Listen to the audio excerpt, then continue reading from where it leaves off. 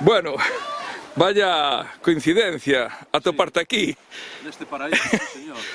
Hola Fernando, Patricio, moi boa tarde. Que tal, Xosé, como andamos? Bueno, pois aquí neste paraíso natural, as Illas Lobeiras, e ahora que acabo de atoparme contigo, que non esperaba atoparme aquí, que estuveras aquí en este sitio tan maravilloso, si che parece, quería facerte unha pequena entrevista.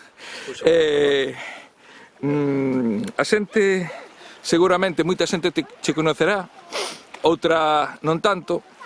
A mí o que me gustaría saber, en un primer momento, quen é Fernando Patricio, de onde é, e como lle veu esa afición tan grande a escribir sobre os naufraxios, porque esta persona que tendes diante vosa é un dos grandes escritores sobre naufraxios da Costa da Morte, non solamente da Costa da Morte, sino a nivel de toda Galiza, non? Quen é Fernando Patricio? Explícanos un pouquiño. Bueno, pois, a ver, Fernando Patricio é natural do barrio de Monte Alto, crieime en frente da Torre de Hércules.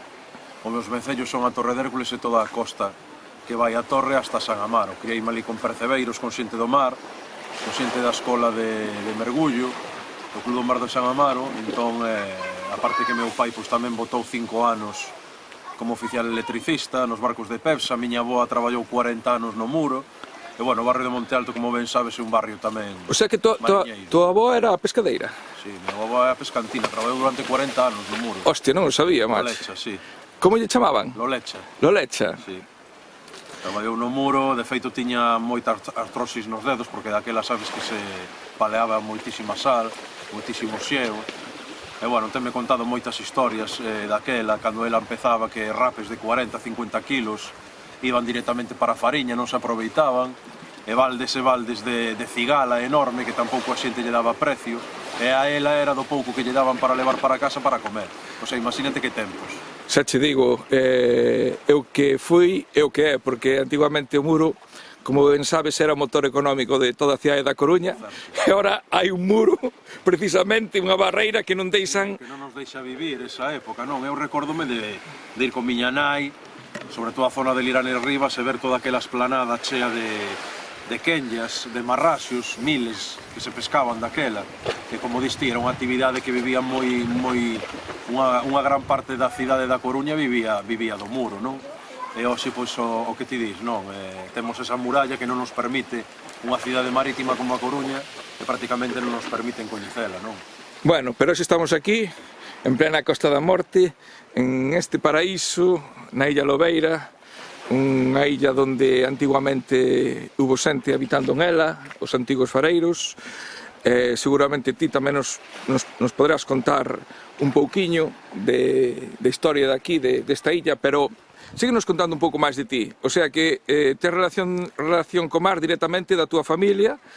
E logo, como rapada ali do barrio, pois, unha das nosas maiores aficións cando éramos novos, pois íbamos tamén aos percebes, íbamos a por mesilóns, cando non había nin aínda cofradía, pero a nós o que nos gustaba era mergullar. Pesca submarina, desde que éramos cativos, encantábamos, íbamos con chándal vellos, simplemente cuns ganchos, e empezamos indo aos pulpos, non? Logo xa pasaron uns aniños, compraronme o primeiro arpón, a probar primeiro de bupe, zalaeta, e a partir de aí pois empecé co tema da pesca submarina e, bueno, xa levo 33 anos de pesca submarina. E de momento non me aburrín. E gracias á pesca submarina, pois tamén descubrín ese mundo asolagado, non? Cos primeiros pecios ali na torre, a draga rinoceros no grelle, e logo o marexeo, ali pola zona da galera, a zona do baixo do gancho, onde hai un pecio antigo que é o San Antonio, que estaba afundido entre ese baixo, que era o antigo forte de dormideiras, e, bueno, pecios principalmente anacos que quedaron desos pecios en esa zona que me permitiron descubrir a historia, non? E despois un punto de inflexión, pois sempre o digo, foi a lectura do libro do Mestre de Camelle, de José Bañajén, ese fermoso libro de Costa de la Muerte, historia e anedotario dos seus naufraxios, que digamos que foi o que me levou a min de pasar de ser un lector obsesivo a plantearme pois empezar a escribir sobre a historia do mar, sobre a historia marítima e sobre os naufragios. Eu non sei o que ten ese libro, Fernando, pero ti sabes que ese libro a través do tempo fui un nexo de unión, non? Porque a min ese libro comunicoume contigo tamén. Eu tamén comprei ese libro cando tiña, creo que 15 anos. Era o meu libro que leía casi sempre polas noites porque o releía. O sea que é un libro que vai funcionando moi ben a través do tempo, vai xuntando a xente, ti faz actividades en Camelle que é de onde era o autor referentes á obra, non? Sí, curiosamente, mira, despois de moitos anos e de ler ese libro, levamos moitos anos, primeiro eu, despois a familia, xa parando ali en Camelle, fixemos amigos, e temos moito vencello con esa vila mariñeira, unha vila mariñeira, ademais, que foi un referente na historia naval de Galiza, porque ali se creou o primeiro almacén de salvamento marítimo, e uns dos primeiros de Europa no ano 1898, que estuvo activo hasta mediados da década dos 60, casi funcionando 70 anos, un almacén de salvamento marítimo que acollía moitas empresas de despece que incluso chegaron a ser de Camelle, en donde chegou a traballar máis xente nun momento determinado en Camelle, despezando barcos que o mar, O sea, que imagínate a man de obra que facía falta para a empresa de salvamento. Sí, porque durante toda a historia da navegación marítima,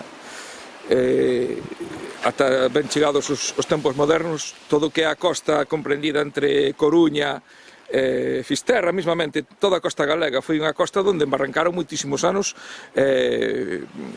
porque os sistemas de navegación pois non eran os que son ahora, houve unha cantidade de naufraxios, non?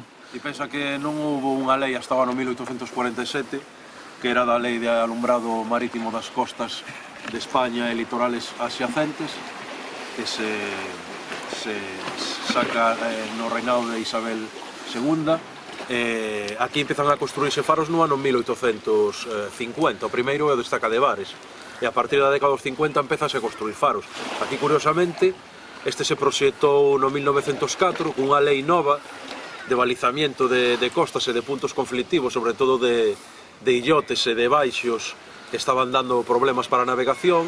Construíse no 1908, pero non empezou a funcionar hasta o ano 1909, non? Empeza a lumear o da Lobeira Grande no 1909. Bueno, entón ese mito grande que hai de que na Costa da Morte os nosos devanceiros metían fogueiras na costa e paseaban os bois cas luces, sí. Que podíamos dicir eso? No, eso non ten, eso non ten, quero dicir, non ten base ninguna, non? Vamos a ver, un barco que non podía ver a luz dun faro, lóxicamente, non vai a ver a luceciña que levaba un posible boi ou un posible vaca no corno. Aparte que a min o que non me entra na cabeza é que un día de temporal, que sabes que é imposible que haxa nada encendido porque encendes un misto e a choiva, o vento, a ver, é que hai cousas que as puseron aí para criticar a xente da Costa da Morte, pero que son bulos completamente, o que penso eu. Eso un pouco nace porque efectivamente sí que se producen uns naufragios a finales do 19, no que sí é certo que se producen pois a profanación deses corpos que aparecen na costa, pero a ver, tamén pola miseria que se vivía daquela, non? Pois estou lembrando ahora, por exemplo, uns cadáveres que aparecen do Salier, outro cadáver que aparece do Prian na costa de Malpica, onde os cadáveres que atopan son de mulleres e cercenan dedos e orellas, pero para quitarlle las xollas, non? Eso unido cunhas novelas que escribe Emilia Pardo Bazán a finales do 19, que son unhas novelas moi sensacionalistas de povos hipotéticamente levados á escrita, semellantes aos que había na Costa da Morte, nos que ela pon como de prácticamente de monstros os que habitaban esa costa, que podían naufragar barcos, máis as historias que chegaban da Bretaña e da Cornualles, pois fixeron que esa prensa sensacionalista de fora se creera que aquí matábamos a xente que naufragaba. Nunca máis lo será a realidade, non? Aquí está toda sementada a costa de familias e de mariñeiros que deron a vida por salvar aos náufragos deses barcos, non? Que sucumbiron a costa ao longo da historia. Bueno, entón, é un mal nome ese alcume que nos meteron, non? O da Costa da Morte, todo o contrario, sería... No, de feito, Baña Jaén chamalle a Costa de la Vida, non? A Costa da Vida.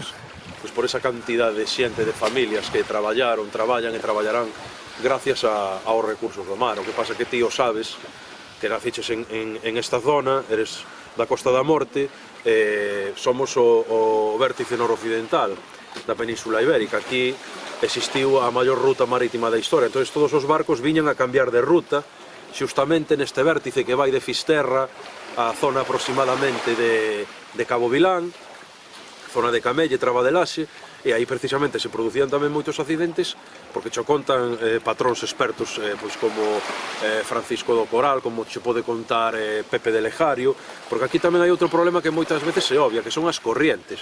Había unhas corrientes que eran fortísimas, que a veces eran incluso un sentido contrario do vento, entonces eso o que facían aconchar aos barcos contra a costa. Moitas veces os capitáns, se non tiñan unha referencia en terra, de un faro, moitas veces non botaban o escandallo, incluso cando eles se querían que estaban máis preto de terra do que creían realmente, e o problema era pois que pedían esa referencia visual. Se producían naufragios precisamente por esa grandísima corriente, non? Que a veces aparecían os barcos pois moitas millas máis preto da costa do que creían os capitáns, non? Pois moitísimos casos, por desgracia, entre eles o un dos máis tristemente coñecidos como o do Serpent, non?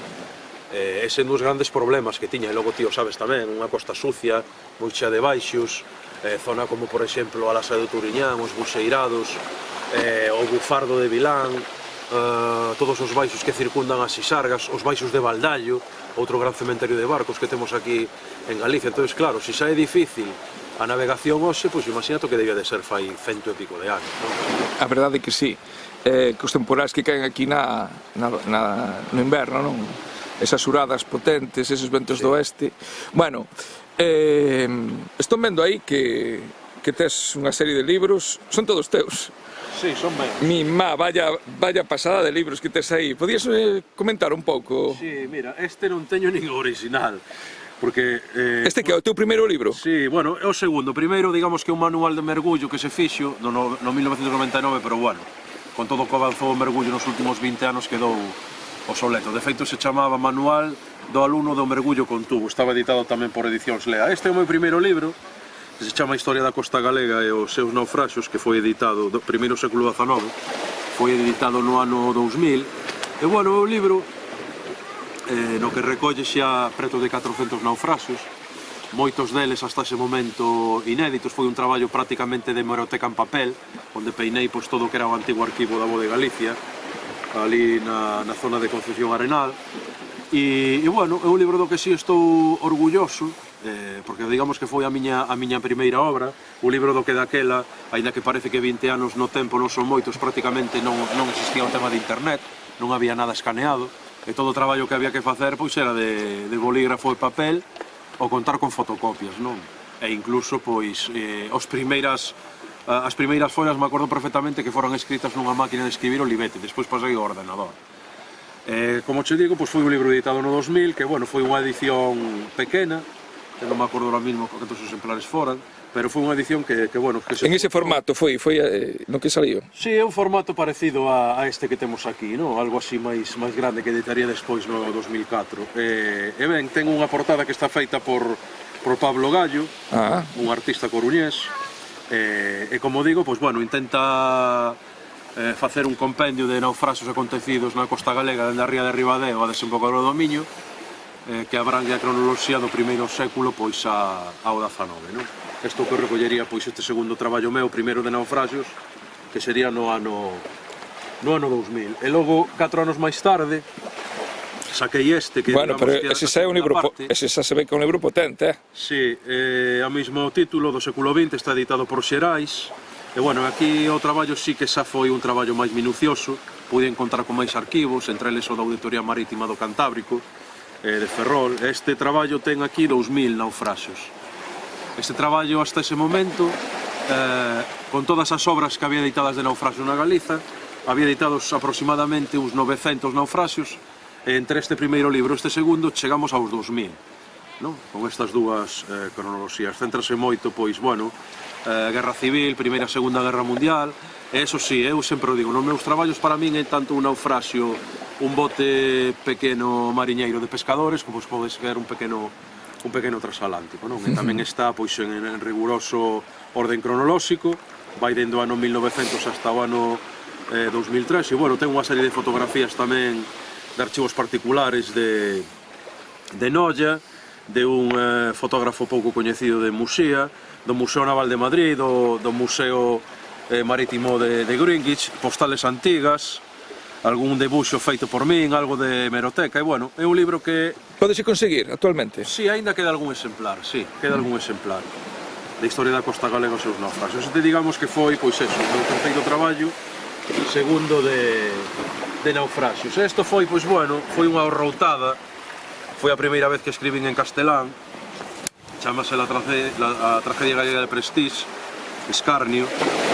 Foi un libro pois, escrito no tempo que estaba moi activa pois, esta catástrofe marina, non? Que sacudiu, como sabes, as costas galegas do inverno de 2002 ou 2003, e curiosamente a mí me tocou tan fondo que miña filla hoxe chamase Lira porque eu fun a limpar o chapapote a esta vila mariñeira, non? Que temos preto daqui, e bueno, pois é, digamos, unha crónica de capítulos de todo o que aconteceu en ese triste ano, e que, bueno, que eu aquí fixen un limiar que pon hai dos clases de personas, los que dicen lo que piensan e las que hacen lo que dicen, non? E, bueno, fala de Manuel Ferrol, que morreu neses días. Curiosamente, Manuel Ferrol é un fotógrafo coñecidísimo na historia da migración galega, que ten esa foto dos irmáns de Fisterra, non? Esa foto que nos desgarra a todos os galegos o peito, esa foto da emigración, non? Dese pai despedíndose dese fillo. Pois, curiosamente, Manuel Ferrol naceu no Cabo Vilán.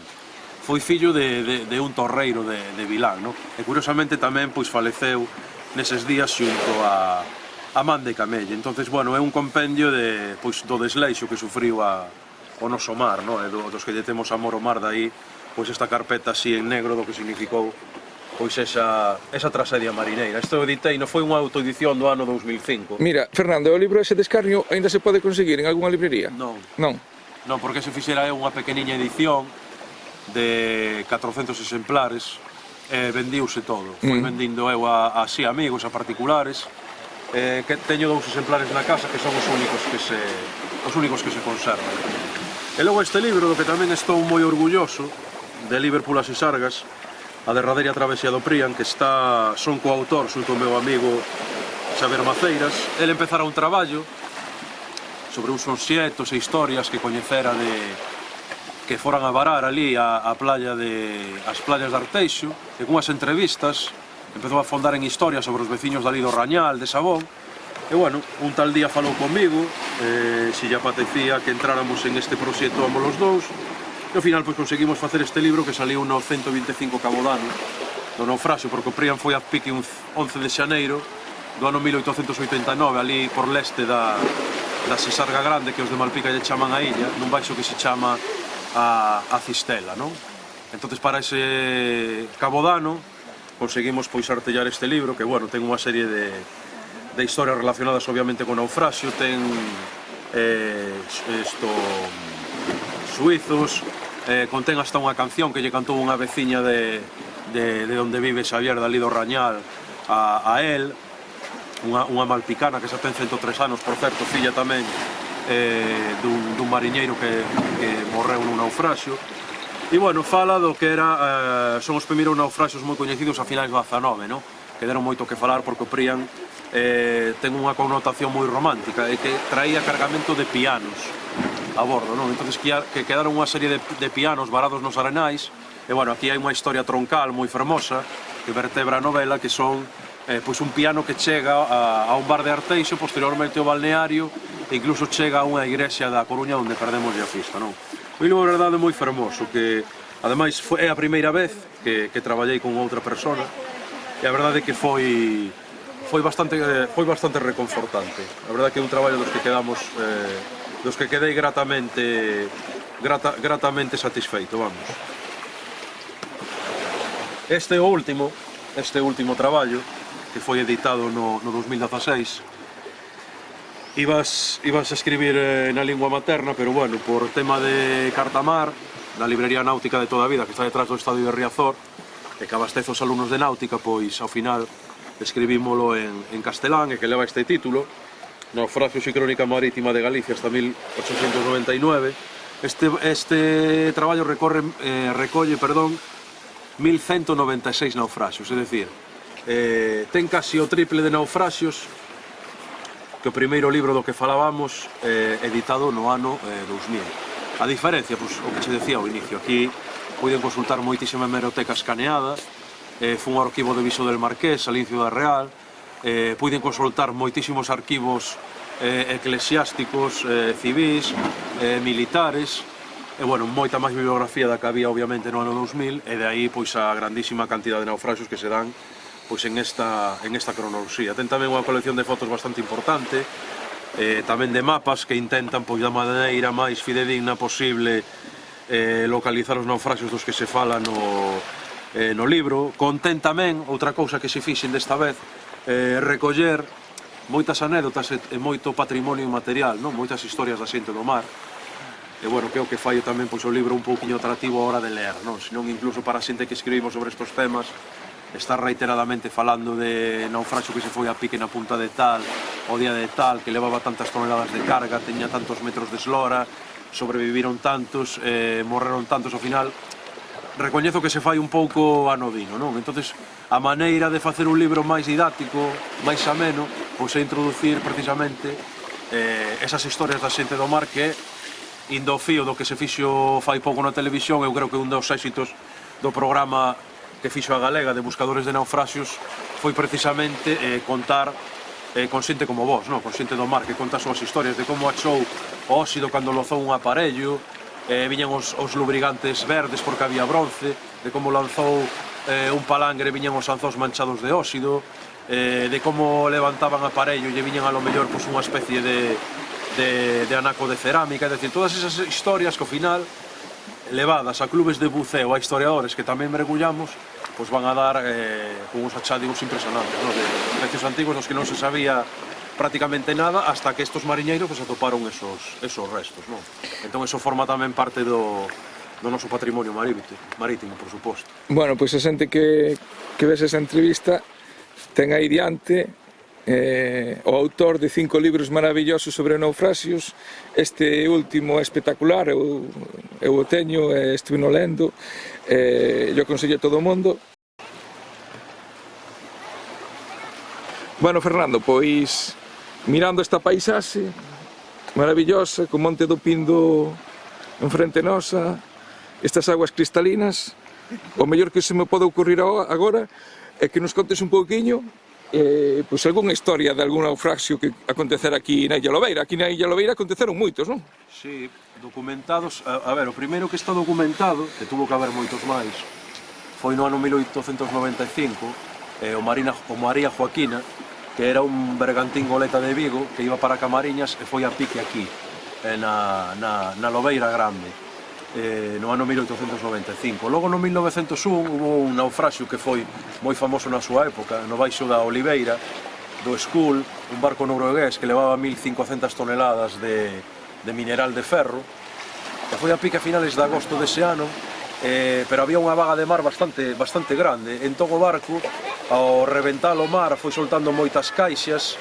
de madeira, foi soltando moitos obxetos de pertrechos do barco, e, bueno, hubo un raqueo na zona espectacular, algo que se facía pois, en todas as latitudes marítimas, de todas as culturas. E, bueno, acabaron moitos veciños precisamente do Pindo, de Carnota na cadea, e hai unha anécdota tamén moi curiosa, que ese mismo ano os botes de tingladillo dese barco estaban custodiados no que era a antigua ayudantía de Marina de Corcubión, e tamén os mariñeiros pues, acabaron roubando eses botes do Skull. 3 anos despois, no 1904, houve outro embarrancamento famoso, o Polinia, que era griego. O curioso desta zona é que o 90% dos barcos que embarrancaron aquí ou eran gregos ou eran noruegueses, non?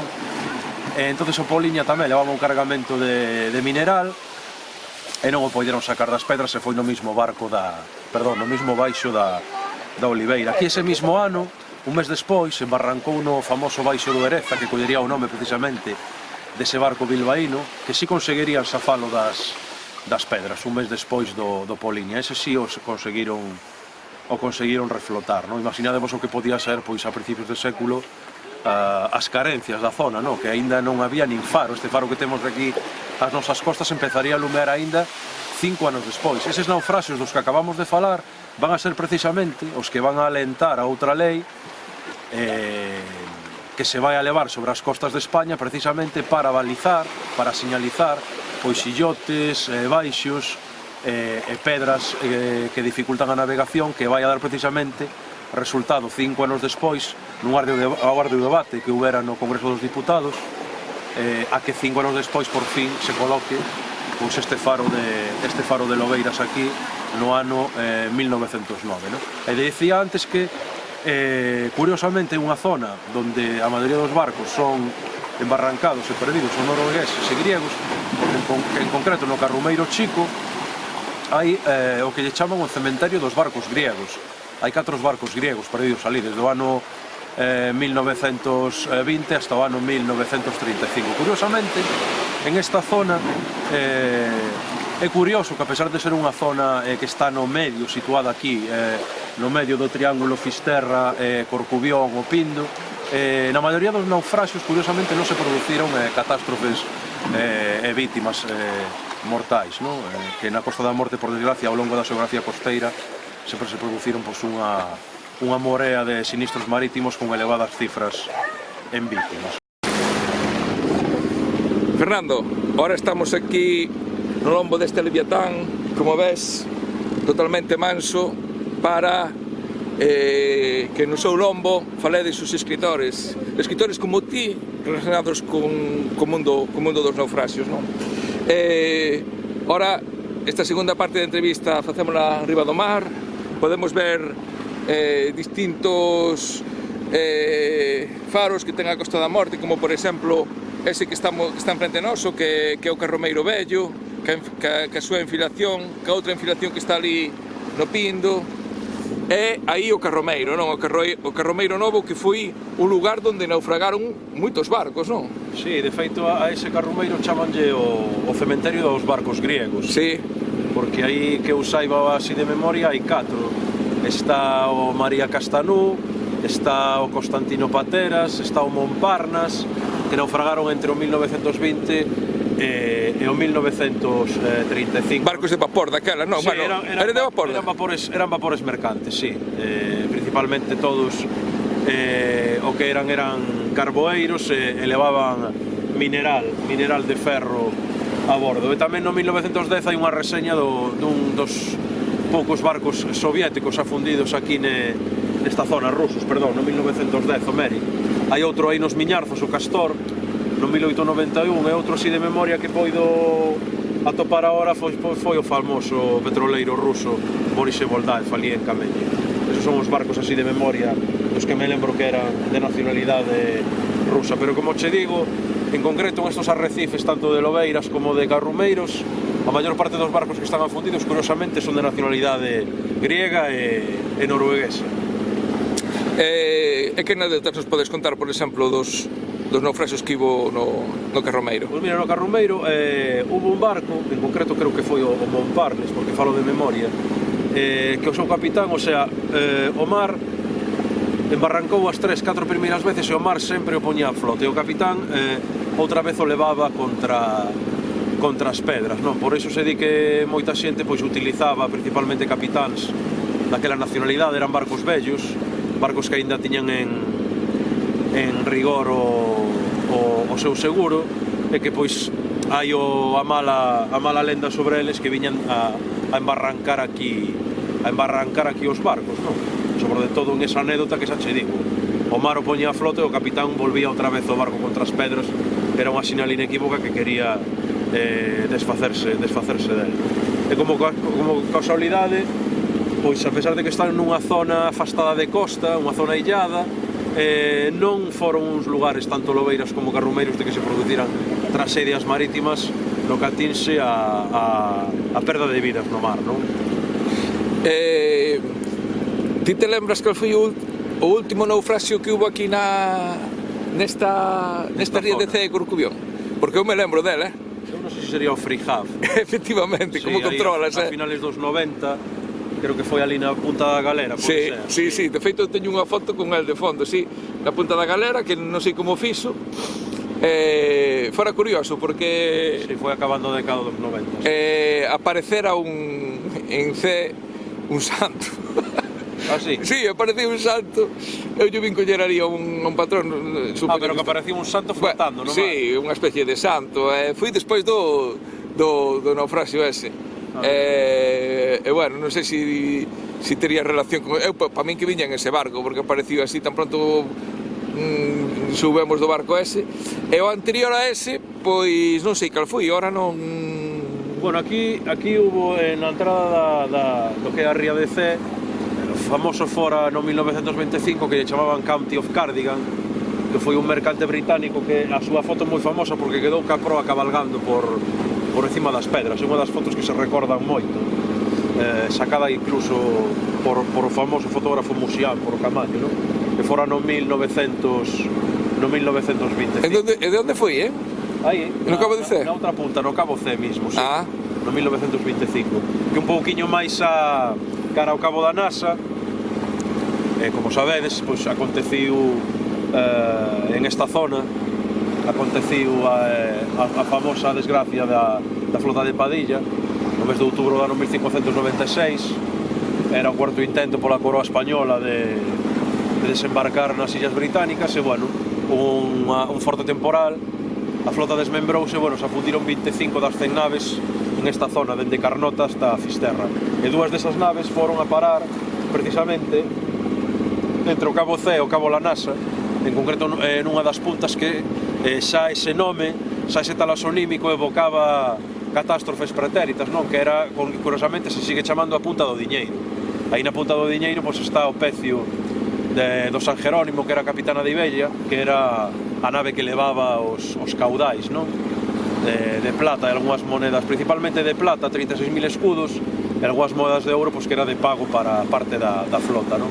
E curiosamente dese barco pois se conservan restos, o atoparon uns pescadores submarinos no ano 1986, posteriormente unha campaña da Armada, sen rigor arqueolóxico, sacou uns restos do fondo, e hai restos dese barco que se poden admirar na actualidade no Museo Naval de Ferrol e máis no Museo de San Antón, o arqueolóxico histórico de San Antón na Coruña.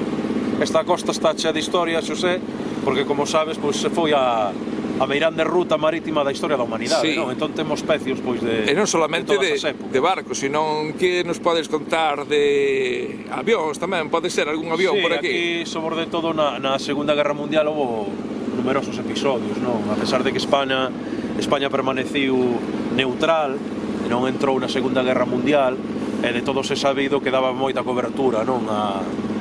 Aos barcos alemáns e aos submarinos alemáns, principalmente cando tiñan que facer, pois, pertrecharse, ou sobre todo cando tiñan que vir a portos, especialmente a Vigo a Ferrol, para darlle descanso ás súas tripulacións e incluso para curar a feridos, non? Dos ataques aliados.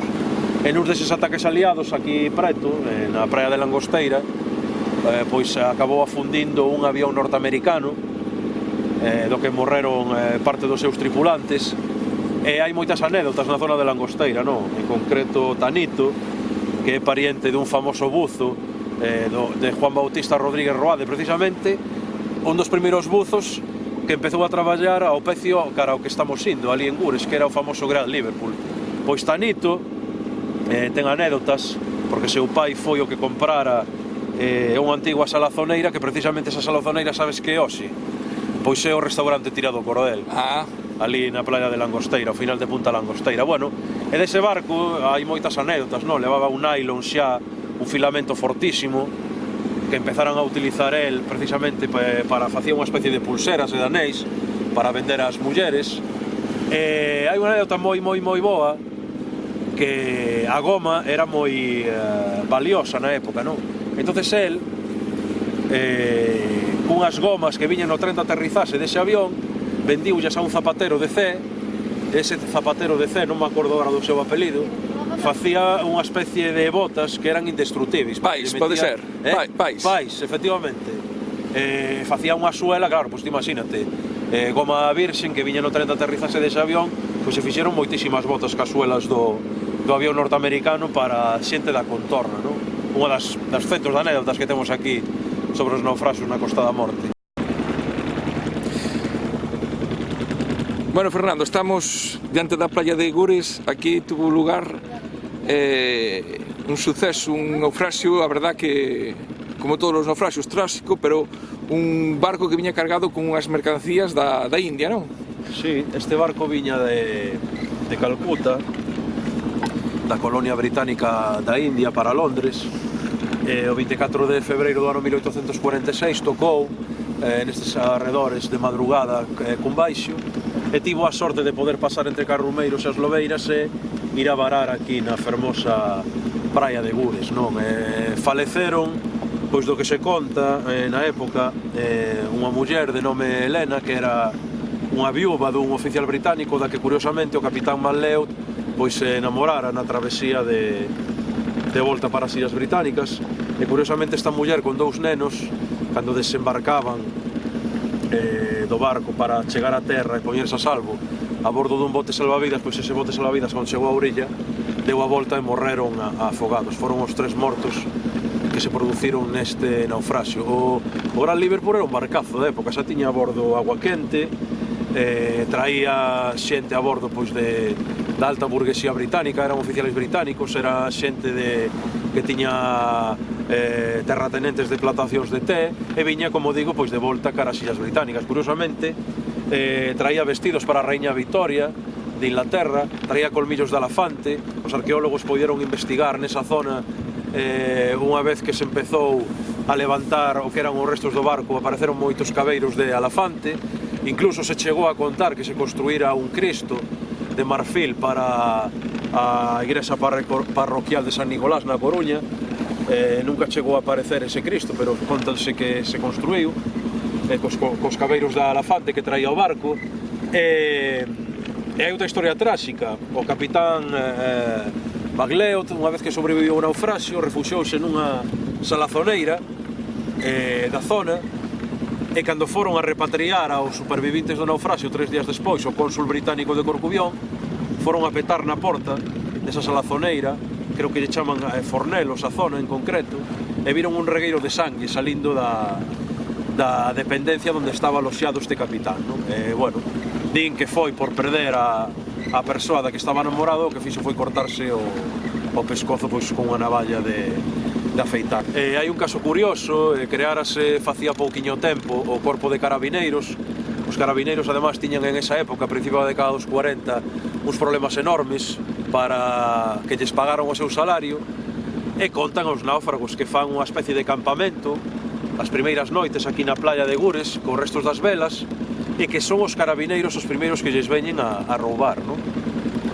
Pois pertenencias. Logo hai señoras que pasan a aldea de Meixenda, que levaban nos petos interiores dos vestidos parte das xollas para non perdelas no naufraxio. Resulta que falan dunha especie de chozas que simplemente eran de teitos de palla, de chan de terra, donde se facía un lume con toxos, e ali, pois, digamos que medio lles obligaron a quitarse, non? Esas vestimentas para que entraran en calor. E, bueno, contan algunhas anécdotas que non sabemos se son certas ou non, pero que si están recollidas pola prensa, de que en algúns vestidos donde esas mulleres acaudaladas que viñan a bordo do Gran Liverpool, o día seguinte, cando foron a coller as roupas secas, pois esas alfaias que meteran dentro deses petos interiores dos seus vestidos, pois xa non estaban, non? Tamén da Meixenda podemos contar que hai moitas casas desa aldea, ou seu pequena vila xa, que están construídas as súas ventanas, as súas fiestras, ca madeira do Liverpool. Conta Luís Lamela, este historiador da zona de Corcubión, que incluso houbera... Primo meu. Sí, unha goleta, creo que de nome Carmela, se non lembro mal, que se construíra parte do seu casco tamén ca madeira do Liverpool, e curiosamente foi unha madeira que sufriu doble naufraxio, porque despois esta goleta se deixou morrer medio varada, medio embarrancada ali na zona de Viñas, non? Onde despois tería Cereijo pois as súas instalacións de desguace de barcos, non? Entón, pois, estas son unha serie de anécdotas que ten o Liverpool, e aparte traía pois moitísimas pedras preciosas, non? Granates, había monedas de rupias, monedas de prata hindúes, estes vestidos dos que falaba que viñan nunha caixa de prata para a Raíña Victoria de Inglaterra, que eran de seda, en fin. Era un barco que para a súa época pois, debido ser unha auténtica maravilla para a xente da época poder ver pois, un barcazo deses varado aquí, non? Na playa de Gures, o que pode ser a playa de Gures pois fai 160 anos, non? Que as vistas que podemos ver agora é un areal idílico, podemos imaginar o que sería na época para un barco cunha pequena vaga de mar de inverno pois varar aquí nunha zona donde curiosamente 9 anos antes estivera o famoso Jorgito inglés que era Jones Borrow, que é un personaxe moi cómico de principios do século XIX que fai unhas viaxes por España e a recolle nun libro que se chama A Biblia en España. El vendía evangelios, non? E pasa por esta zona e lle chama moitísimo a atención pois a pobreza, non? Con que vivía a xente deste lugar. Como digo, Borrow pasa no ano 1837 e o do Liverpool acontece simplesmente 9 anos despois, non? Fala desas chozas de palla que vivían prácticamente na miseria, que tiñan camiños que nin sequera eran pasáveis con bestas, o sea, el compara esta zona, cando pasa por aquí, camiño de Fisterra, cos peores camiños e aldeas de África, non? O sea, imagínate eso, Sí. a visión que tiña este británico que xa cruzara Europa varias veces con barcos da mala real inglesa, non? Que lle chamaban da Royal Mail Steam Packet, precisamente, compañía do Correo Real Británico ao que pertencía o Gran Liverpool, non? Bueno, Fernando, pois a verdad que é unha maravilla todo isto que nos contas. Hoxe fixemos esta primeira travesía neste Leviatán, pisamos ti por primeira vez a Illa Lobeira, Sí. Espero que levaras bo recordo dela. Hombre, a impresión foi maravillosa porque aguas cristalinas, estar nun sitio histórico, aparte ca túa compañía, con este fermoso barco, ca familia, un día de verán maravilloso, e bueno, para nós nos levamos un día, vamos, imborrable. Bueno, pois a xente que non te coñeza e que ves este vídeo, se un día quere que presentes un, pois xa sabe onde te pode atopar. Eu creo que todo o que contas ti é moi interesante, a nosa historia. Penso que todo isto que nos contas tiña que divulgarse a través dos colexios, non? Nos colexios escutar os nenos como contas estas historias reais, cruentas de todos os naufraxios, pois axudarían un pouquiño máis a que esta Galiza que foi nun tempo mariñeira, chea de lobos de mar, pois estése convertindo nunha Galicia totalmente pechada ao mar, non? Cando queiras, Fernando, facemos outra pequena presentación da túa obra, nos sigues contando cousas, e bueno, que sigas escribindo. E a coidar o patrimonio inmaterial, que é o que temos que facer, rescatar da memoria da xente maior do mar, Sí. todas estas pequenas historias, que a veces nos acostumamos a ver a televisión, ordenador, tablet, móvil, Sí. e hai que volver a esas costumes de falar ca xente maior, de entrar nas tabernas, tomar unha caña, de falar ca xente, A xente que nos fale como das ti, súas historias. a xente como ti, personalmente, tiña que estar subvencionada. Ti, Suso Souto, pues, todos estes escritores que vos dedicades a escutar a xente maior e despois contarnos todas estas historias, a verdad que tiñas que estar subvencionado xa pola Xunta de Galicia, porque facedes un traballo de rescate desa memoria, deses documentos inmateriais, non? Que é a memoria que non teñen precio. Bueno, pois que siga crecendo pois toda esta cousa e que medre o mar tamén, non? Pedro Mar, efectivamente.